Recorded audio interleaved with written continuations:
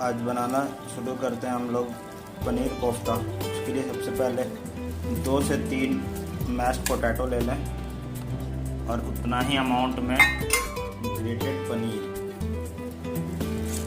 और इसे साथ में ऐसे मिला लें। इसमें डालें प्याज बारीक कटे हुए और हरी मिर्च,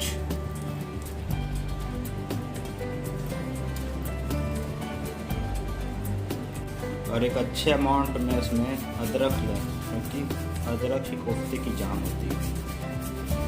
स्वाद अनुसार नमक, और अच्छी तरह से मिला लें इसे। और थोड़ा सा इस पर कॉर्नफ्लोर डाल लें ताकि इसमें क्रंच आ जाए।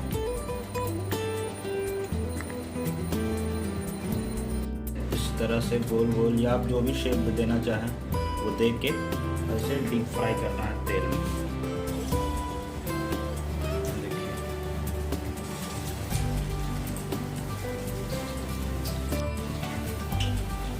फ्लेम को मीडियम टू लो ही रखें, उससे हमारा कोफ्ता अंदर तक पकेगा अच्छे तरह से। और इसे धीमे धीमे आंच पे ही पकने दें। अगर हमारा डो अगर हल्का गीला हो तो उसमें आप कॉर्नफ्लोर ऊपर से ऐसे लगा के और उसके बाद तेल में डाल सकते हैं, उससे वो टूटेगा नहीं। हमारा कोफ्ता अच्छी तरह से पक गया है। और इसे थोड़ी देर पलटते देखिए इसमें क्या अच्छा टेक्सचर आया है। और इसे एक प्लेट में निकाल लें।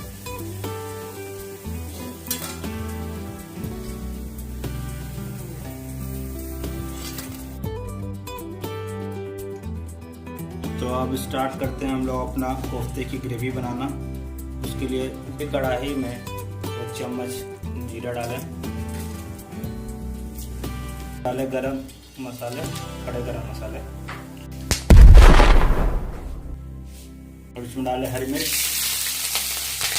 अब डालें इसमें बारीक कटे हुए प्याज। 2 बड़े प्याज लिए हैं हमने। अब हमारा प्याज अच्छी तरह से ब्राउन हो चुका है। अब इसमें डालें जिंजर गार्लिक का पेस्ट और इसे 2 मिनट तक चलाएं ताकि इसका रॉ स्मेल चला जाए। इसमें डालें 2 बारीक कटे हुए टमाटर। इसमें डालें नमक अपने स्वाद अनुसार ताकि टमाटर सारे मैशी हो जाएं। और थोड़ी देर पकाएं ताकि टमाटर अच्छी तरह से पक जाए। हमारे टमाटर अच्छी तरह से पक गया है, देखिए। इसमें डालेंगे मसाले। पहले डालें 1 चम्मच हल्दी, 2 चम्मच धनिया पाउडर, 1 चम्मच जीरा पाउडर, 2 चम्मच लाल मिर्च पाउडर। इसे अच्छी तरह से मिला लें।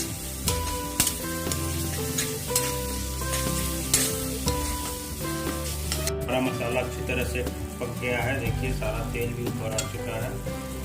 तो इसमें डालेंगे हल्का पानी। ग्रेवी को ज़्यादा पतला ना करें, ऐसे गाढ़ा ही रखें। और पानी डाल के अच्छे थोड़ी देर पकाएं जब तक बॉयल ना आ जाए। और एक उबाल आने के बाद हमारा ग्रेवी पूरी अच्छी तरह से पक चुका है। और इसमें कोफ्ते भी तुरंत मत डालें, फ्लेम को बंद कर दें। और अब इसमें डालें कोफ्ते।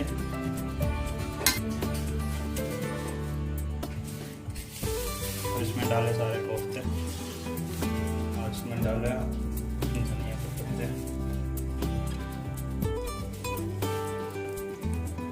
डालें कसूरी मेथी, ये ऑप्शनल है, इसे बिना भी खाने में अच्छा लगता है। और हमारा कोफ्ता तैयार है।